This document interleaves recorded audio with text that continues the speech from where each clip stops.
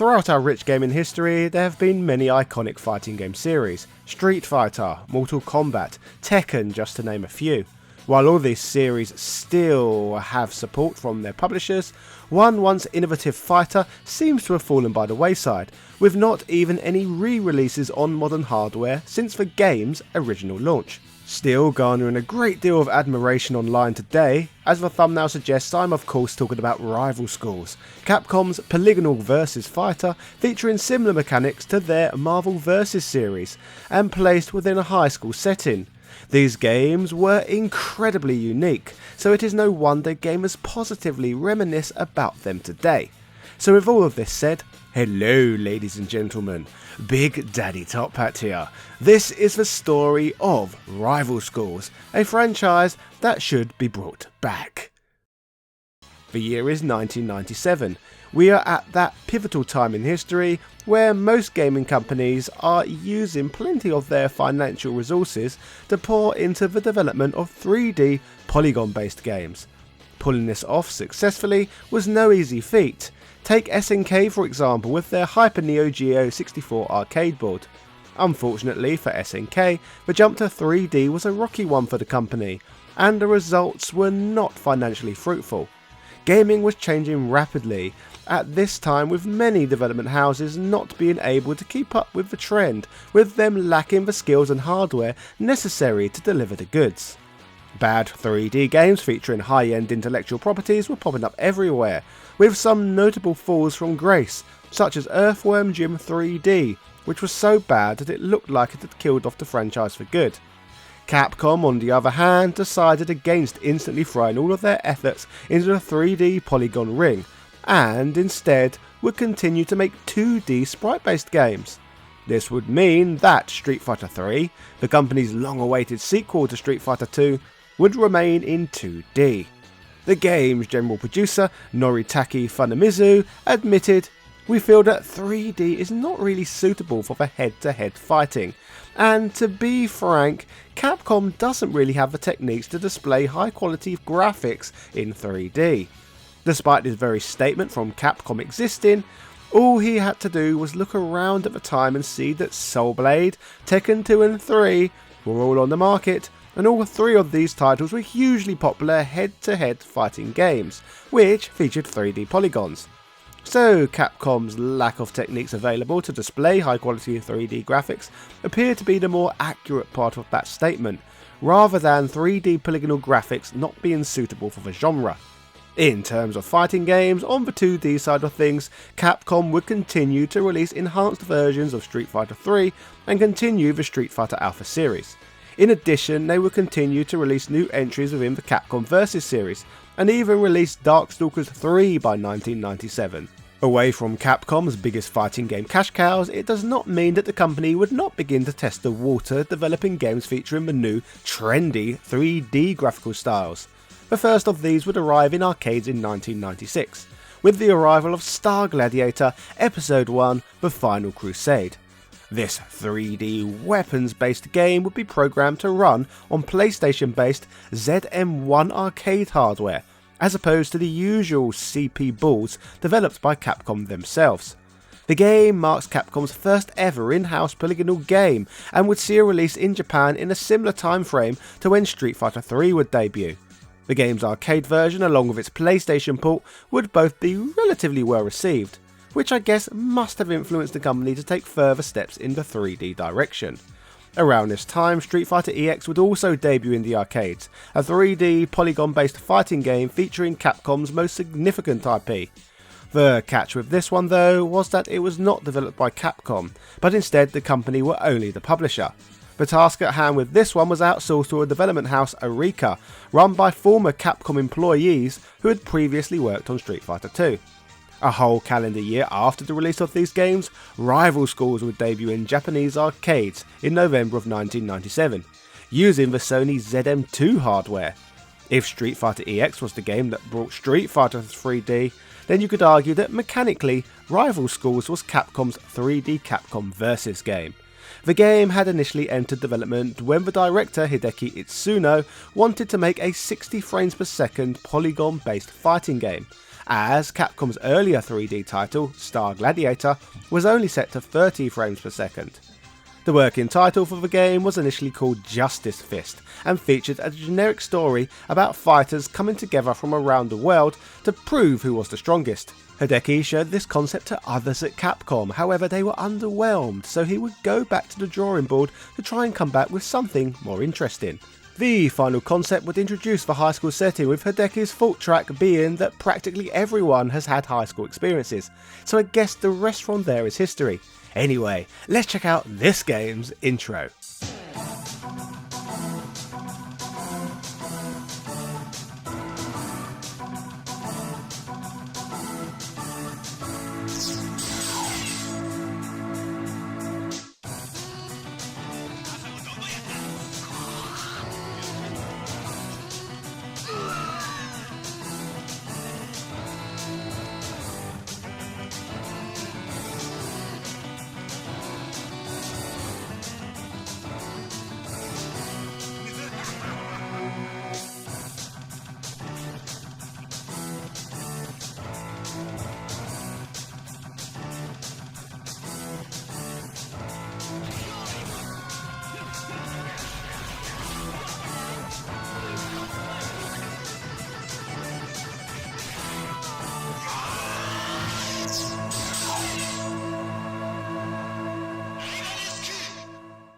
So from the game's brief introduction, we can instantly identify a few similarities between this game and Marvel Superheroes vs Street Fighter, released earlier that same year. Capcom's characters are all depicted using anime art style, and more importantly, the game seems to heavily feature air combat, but we'll discuss more on these points shortly.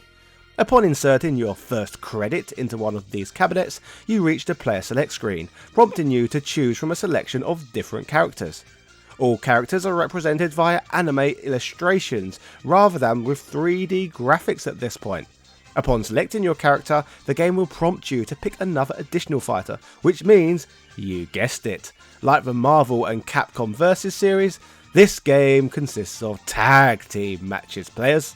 This meant, on release, this was Teddy Long's favourite polygon based fighting game, but we will discuss this in detail later. Holla holla holla! Let's talk about the game's story and the characters within it. The game occurs in a fictional Japanese city, Oharu, where mysterious kidnappings and unprovoked attacks occur. Victims consist of several students and staff members from local high schools throughout the area. With all this going on, a selection of students from each school seeks to investigate who is behind the crimes. The original arcade version of the game features 16 characters, including the two bosses. These characters are representatives of 5 different high schools. It is reported that with the original arcade cabinet, a player selected teams of 2 characters, but they must be from the same school. However, arcade owners could enter a unique operating code which removed the game's story and cutscenes to allow any combination of characters. The game's 2 boss characters can also be selected through this same method. So now let us run through the rival schools and look at the characters within each one. First, we have Teo High School, offering 3 playable students. Teo is a standard small-scale academy for carefree students. The school's fighters include Batsu, who is described as a hot-blooded, impulsive and foul-mouthed teenager who possesses a strong sense of justice and a kind heart. This transfer student is positioned as the star and prominent protagonist of the rival school's games.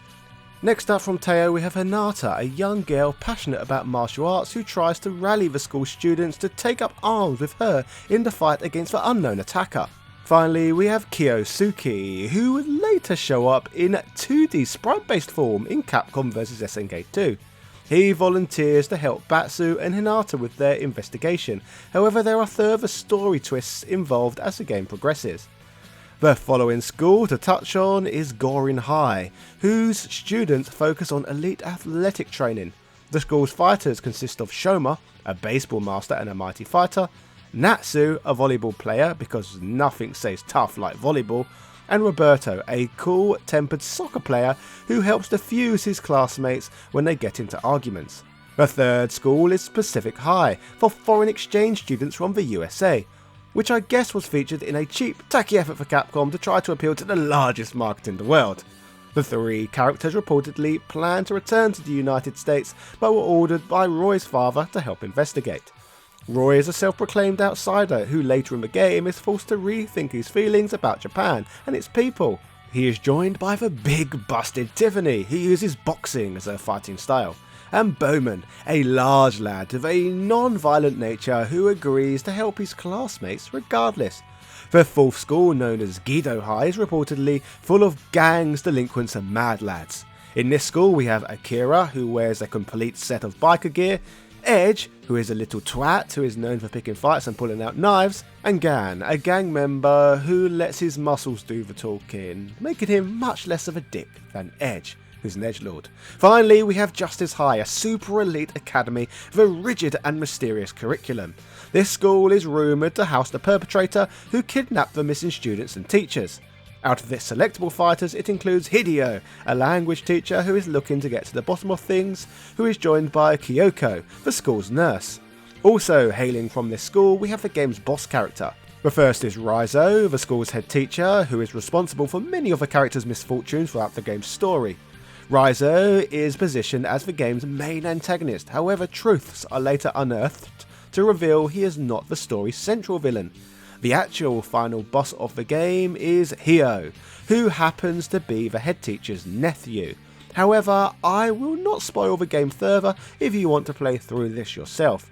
In addition to the other playable characters, Sakura from the Street Fighter Alpha series also makes an appearance in the game as a selectable unlockable character. She was apparently included as insurance due to the worries of poor sales. Capcom hoped that not a Street Fighter would further grab fans' attention. In all honesty, Sakura is beyond the perfect fit for this game. She is a Japanese high school student, so it generally fits with the game's theme anyway. But to add to this, her character design is based on the Japanese superhero schoolgirl archetype, much like Sailor Moon. When you bear in mind the game features the same air combat as the Marvel vs Capcom series, she is the perfect fit and addition to the game's character lineup. Now we have gotten through the characters, let's start talking about the gameplay, starting with tag teaming. The tagging mechanics does work differently from games within the Versus series, and unfortunately you cannot simply switch between your two fighters with a tap of a button like you can with the 2D games. In rival schools, fights occur one-on-one between a combatant from each team, and victory is achieved through winning 2 rounds out of 3. After a round, win or lose, the player chooses the 2 characters they would like to fight with within the following round. The primary function of having 2 characters is that team-up attacks can be performed, moves that feature both of your fighters double teaming an opponent.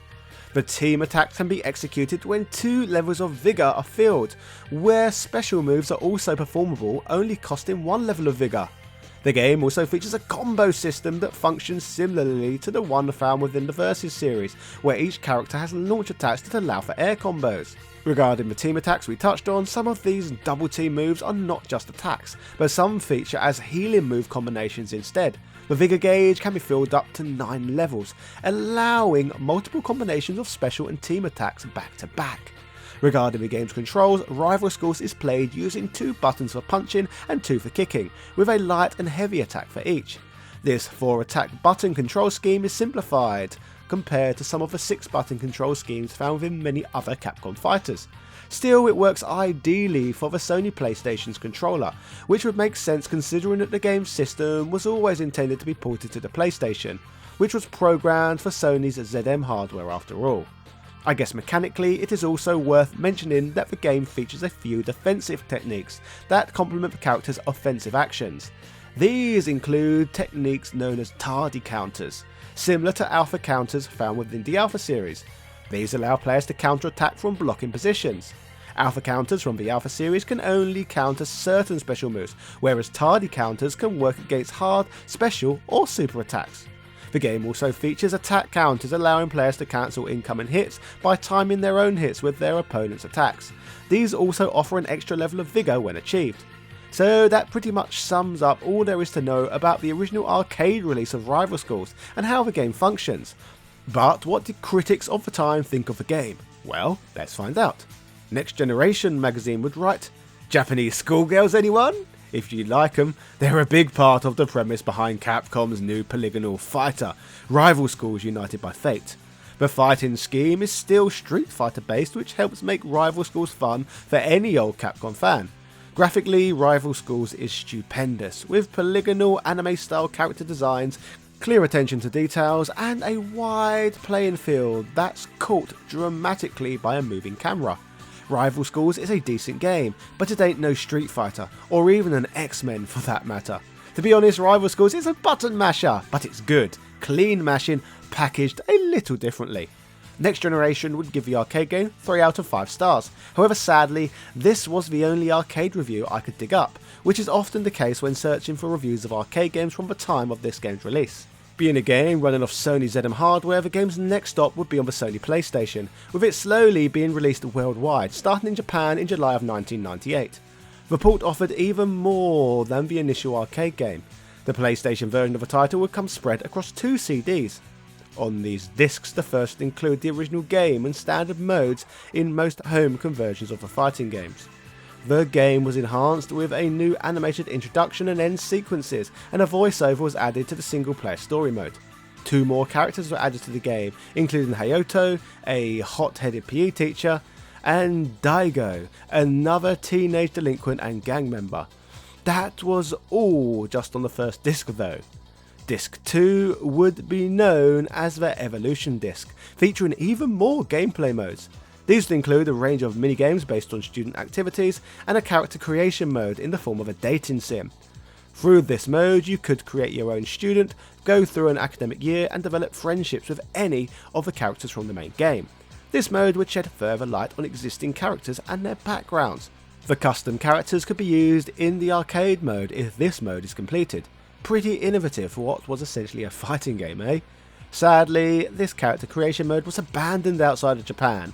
Capcom claimed it would have taken too much of an effort to translate it all from Japanese to English, especially when you consider that even now, dating sims are still a foreign concept to the West, so it is not surprising that this game element got dropped. Still, Western releases would receive the Evolution Disc, and other extra modes were still included. Westerners didn't get the short end of the stick though, as instead the international version was given its own quirks. The designs and facial expressions in the Japanese creation mode were instead used to make extra characters for the game. Not too bad at all really, who needs a dating sim anyway? Past this point, in typical Capcom fashion, the game would receive an updated version, much like millions of versions of Street Fighter 2. The game's next version would feature 2 additional characters, Ran Hibiki, Teru High School's newspaper club photographer, and Nagari Namikawa, a swimmer who studies at Gorin High School. In addition, the game would feature a new version of the school sim mode and more minigames. So now, let us take a look at how the home version of this game was received by critics. GameSpot would state, the graphics are pretty faithful to the arcade version, although the characters are a bit more blocky than their arcade counterparts. Also, some of the sprite effects, such as explosions and fire, look a little bad. The soundtrack is just about what you would expect from a fighting game and sounds very Japanese. I wouldn't call Rival Schools a serious fighting game, but it's different enough to reel in those of us tired of Capcom's endless string of Street Fighter clones. All the additional modes help a lot on the multiplayer side of things, keeping the game fresh for a few extra months. If you're looking for an easy to pick up fighting game that puts a slightly new spin on the old fighting genre, Rival Schools fits the bill pretty well. IGN would add to this by stating, Rival Schools is a great example of how well Capcom can port over any of its fighting titles. The game maintains a solid frame rate with barely a missed piece of animation, and its characters all respond with near immediate moves. For Capcom fans, Rival Schools is not a letdown in the least, and it introduces as many as 20 new characters into the Capcom character vault. Rival Schools is a high production affair with excellent looking graphics and a solid set of fighting techniques. Characters are relatively well balanced, and the sidestepping works well to counter hasty opponents. So as you can see, the game was pretty well received in its day, getting solid 8 out of 10 review scores across the board. But an important question is, how has the game aged today? Well, it all depends on whether or not you can put up with the highly dated polygonal graphics. Sadly, aesthetically, the game has not aged quite as well as the likes of the Street Fighter Alpha series or the Capcom Vs games, as early 3D does not offer the same appeal as polished and refined 2D.